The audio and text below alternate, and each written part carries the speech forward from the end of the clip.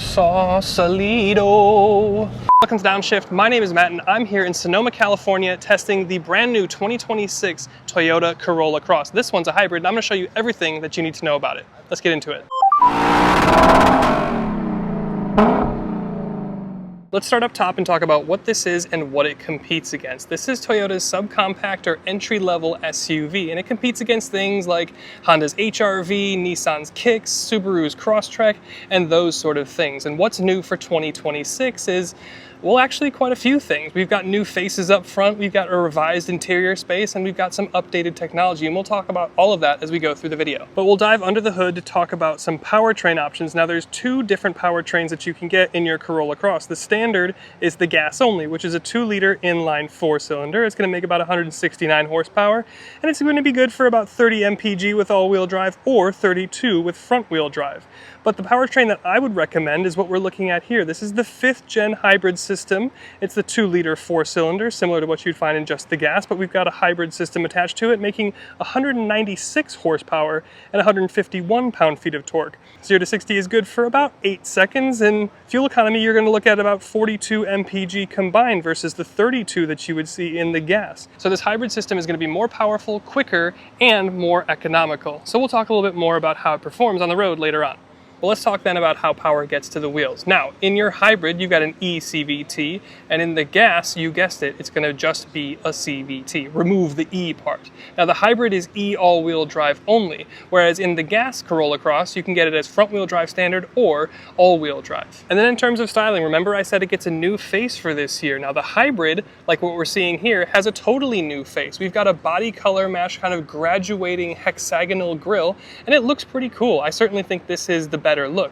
You can get a more conventional black finish grille in your non-hybrid car, but I do like the personality that the hybrid brings here. But another part of it is the fact that we have Cavalry blue here as the new color for the Corolla Cross for 2026, and I absolutely love the Cavalry blue in pretty much every application that I've seen it on in Toyotas. And we've got some new wheel options. We've got a gloss black finished wheel here on our hybrid, and as you can see, we've got a 2-tone roof. And the rest of it is pretty conventional Corolla Cross.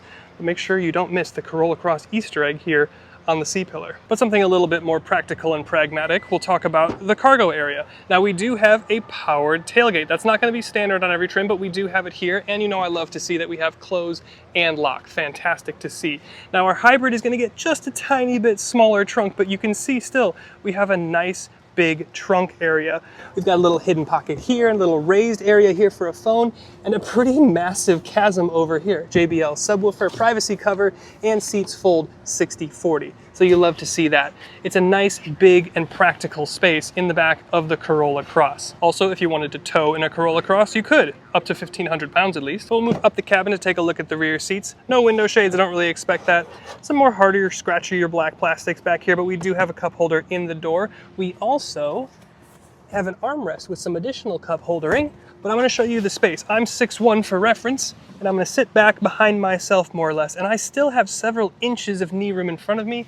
I even have a bit of headroom with a hat on. We're not gonna get a panoramic roof option, but we do have a standard size sunroof, and I think that probably fits the personality of the car better, and it lets me have a little bit more of that headroom. Down below here, we do have dual AC vents. You don't get a climate zone back here, but you get vents back here, and I think that's a nice touch. We've also got some chargers back here, and a single map pocket, and some blue contrasting in our seats. So overall, not a bad place to spend time in the back of a Corolla Cross. And we'll move up the cabin to talk about the front seats. We do have powered seats, but we don't have memory seats on our Corolla Cross. That's all right. We do have 3-level heated seats and a heated steering wheel, courtesy of our cold weather package, which comes standard on XLEs and hybrid XSEs. And the seats themselves, reasonably bolstered and reasonably comfortable. Pretty good. And we'll touch on cabin experience for a second here. It is still fairly Corolla, but we do have a nice reworked center console up here. We've still got nice ergonomic spot to put water bottles or cup holders and things like that. We've got a nice wireless charging tray up here, and even just a spot to put your partner's phone or whoever's riding shotgun. It just makes a little bit more sense. It's a little bit more ergonomic, and the space and storage have been optimized a little bit. The rest of it, like I mentioned, still feels fairly Corolla. Nice steering wheel with physical buttons. Climate control, you got dual zone climate, which is quite nice. And in terms of your seats, your XLEs and XSEs get Softex, which is always a good thing. So overall, it feels pretty nice in here. And when it comes to technology, you have a surprising amount of kit here. You're not gonna have a head-up display. I don't really expect that in something like this, but you have this huge and vivid, fully digital instrument cluster. You've also got a nice big 10.5-inch infotainment screen. This is newer, it's bigger than it was last year. You get wireless Apple CarPlay and Android Auto as standard. You've got a wireless charger down here. You've got a reverse camera. If I throw it into reverse, you're not going to have a 360 camera. I don't expect a 360 camera on this, but it is a nice, big, and vivid reverse camera. It's a lot better than you get in some other things. And you've got Toyota Safety Sense 3.0 as standard, which is great. Hey guys, real quick, Matt here. Just wanted to say I hope you've been enjoying the video. If you have, would really appreciate you hitting that subscribe button. I know it doesn't seem like a big deal, but it does go a long way in helping us get access to cars sooner and get access to manufacturer engineers so we can get more information on the cars and get you more information so you can make better decisions. So would really appreciate you hitting that subscribe, like, comment, the whole YouTube thing. But with that, let's get back to the video. Corolla Cross Hybrid. Almost 200 thundering horsepowers in the hybrid. I do recommend you consider the hybrid. If you can swing it, I think it is the one to get, especially in this XSE that we're in with the black wheels and the two-tone black roof and the Cavalry blue. Love the Cavalry blue. It just feels like a good car. Now the big rival in this class, in this segment, is the Subaru Crosstrek. And I get it.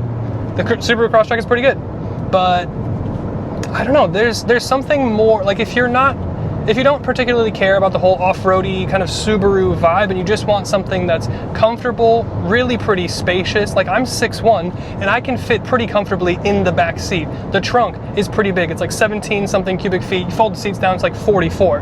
Like, that's pretty good, that's pretty practical. All-wheel drive, all-wheel drive here in the hybrid, you can get a mechanical all-wheel drive in the gas car. You get good looks. I like the new front end that they've put, especially on this hybrid, the kind of like graduating, kind of gradiented honeycomb pattern. The hybrid is smooth. It's Toyota's 5th gen hybrid system, so it's going to be really efficient. It's really smooth. That transition when the engine kicks on and off, you're barely going to notice it. There is a little bit of wind noise because this is still your entry-level subcompact SUV. I'm getting noise off the A-pillar. Now granted, we're on some mildly, I don't know, the pavement type out here in Northern California is a little bit coarser, I guess you could say. So there's some of that, but the ride is pretty good. The suspension, it's nice, it's easy, it's comfortable. Seating position, nice and natural. I've got great visibility out of this huge rear view mirror. I've got nice big side mirrors, I can see everything. It's just kind of relaxing. And I've got most of the things that I would want to see. I like the fact that they've reworked this kind of center console. It feels a little bit more expensive than it has in the past, and I think that definitely helps with the overall perception of quality and sophistication.